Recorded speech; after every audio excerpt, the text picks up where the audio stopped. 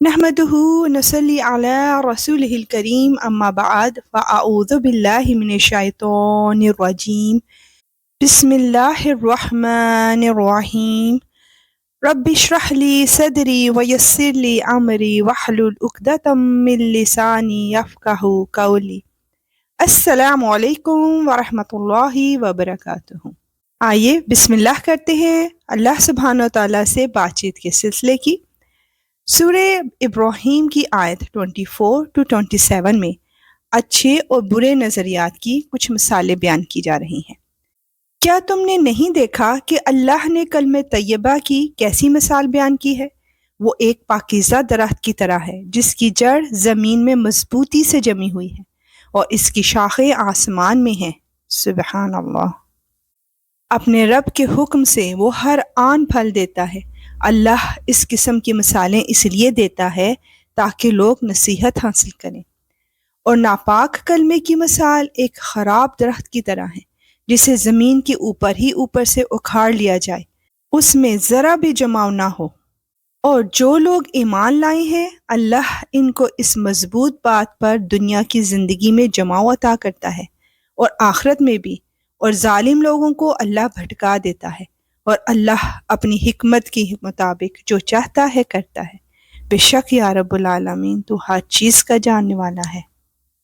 آیت 28 to 30 میں ناشکری کرنے والوں کا انجام بتایا جا رہا ہے۔ کیا تم نے ان لوگوں کو نہیں دیکھا جنہوں نے اللہ کی نعمت کو کفر سے بدل ڈالا اور اپنی قوم کو تباہی کے گھر میں لا اتارا، جس کا نام جہنم ہے، اور وہ اس میں جلیں گے اور وہ بہت برا ٹھکانہ ہے۔ اللہم اجرنی من النار۔ اور انہوں نے اللہ کے ساتھ اس کی خدائی میں کچھ شریک بنا لیے تاکہ لوگوں کو اس کے راستے سے گمراہ کریں۔ ان سے کہو کہ تھوڑے سے مزے اڑا لو کیونکہ آخر کا تمہیں جانا دوزخ ہی کی طرف ہے۔ یا اللہ، دوزخ کے عذاب سے ہم تیری پناہ میں آتے ہیں۔ آیت 31 میں جانیں گے کہ روز قیامت لین دین یا رشتہ داری کے متعلق کیا حکم دیا گیا ہے۔ میرے جو بندے ایمان لائے ہیں ان سے کہہ دو کہ وہ نماز قائم کریں، اور ہم نے ان کو جو رزق دیا ہے اس میں سے پوشیدہ طور پر بھی اور اعلانیہ طور پر بھی، اور یہ کام اس دن کے آنے سے پہلے پہلے کر لیں جس میں نہ کوئی خرید و فروخت ہوگی نہ کوئی دوستی کام آئے گی۔ اللہ اکبر۔ آیت 32 to 34 میں جانیں گے کہ کیا اللہ کی نعمتوں کو شمار کیا جا سکتا ہے؟ اللہ وہ ہے جس نے آسمانوں اور زمین کو پیدا کیا اور آسمان سے پانی برسایا، پھر اس کے ذریعے تمہارے رزق کے لیے پھل اگائے، اور کشتیوں کو تمہارے لیے رام کر دیا تاکہ وہ اس کے حکم سے سمندر میں چلے، اور دریاؤں کو بھی تمہاری خدمت پر لگا دیا، اور تمہاری خاطر سورج اور چاند کو اس طرح کام پر لگایا کہ وہ مسلسل سفر میں ہیں، اور تمہاری خاطر رات اور دن کو بھی کام پر لگایا۔ اور تم نے جو کچھ مانگا اس نے اس میں سے جو تمہارے لیے مناسب تھا تمہیں دیا، اور اگر تم اللہ کی نعمتوں کو شمار کرنے لگو تو شمار بھی نہیں کر سکتے۔ حقیقت یہ ہے کہ انسان بہت بے انصاف بڑا ناشکرا ہے۔ یا رب العالمین، ہم تیری نعمتوں کا شکر ادا کرتے ہیں ان الفاظ کے ساتھ جو تو نے ہمیں سکھائے۔ سبحان اللہ و بحمدہ عدد خلقہ و رضا نفسہ و زنات عرشہ و مداد کلماتہ۔ آیت 35 to 36 میں حضرت ابراہیم علیہ السلام کی پاکیزہ تمناؤں کا ذکر کیا جا رہا ہے۔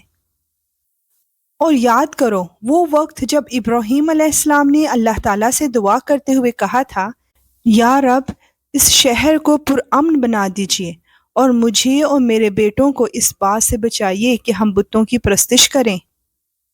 میرے پروردگار، ان بتوں نے لوگوں کی بڑی تعداد کو گمراہ کیا ہے، لہٰذا جو کوئی میری راہ پر چلے وہ تو میرا ہے، اور جو میرا کہنا نہ مانے تو اس کا معاملہ میں آپ پر چھوڑتا ہوں۔ آپ بہت بخشنے والے بڑے مہربان ہیں۔ اے ہمارے پروردگار، میں نے اپنی کچھ اولاد کو آپ کے حرمت والے گھر کے پاس ایک ایسی وادی میں لا بسایا ہے جس میں کوئی کھیتی نہیں ہوتی۔ ہمارے پروردگار، یہ میں نے اس لیے کیا ہے تاکہ یہ نماز قائم کریں، لہٰذا لوگوں کے دلوں میں ان کے لیے کشش پیدا کر دیجیے اور ان کو پھلوں کا رزق عطا فرمائیے تاکہ وہ شکر گزار بنے۔ اے ہمارے رب، ہم جو کام چھپ کر کرتے ہیں وہ بھی آپ کے علم میں ہیں، اور جو کام اعلانیہ کرتے ہیں وہ بھی، اور اللہ سے نہ زمین کی کوئی چیز چھپی ہے نہ آسمان کی کوئی چیز۔ یا رب العالمین، یہ تمام دعائیں امت مسلمہ ہمارے اور ہمارے ملک کے حق میں بھی قبول فرما لیجیے، آمین رب العالمین۔ انشاءاللہ ملیں گے نیکسٹ آیات کے ساتھ۔ اب اجازت، وآخر دعوانا ان الحمدللہ رب العالمین۔ سبحانک اللہم وبحمدک، اشہد ان لا الہ الا انت، استغفرک واتوب الیک۔ السلام علیکم ورحمۃ اللہ وبرکاتہ۔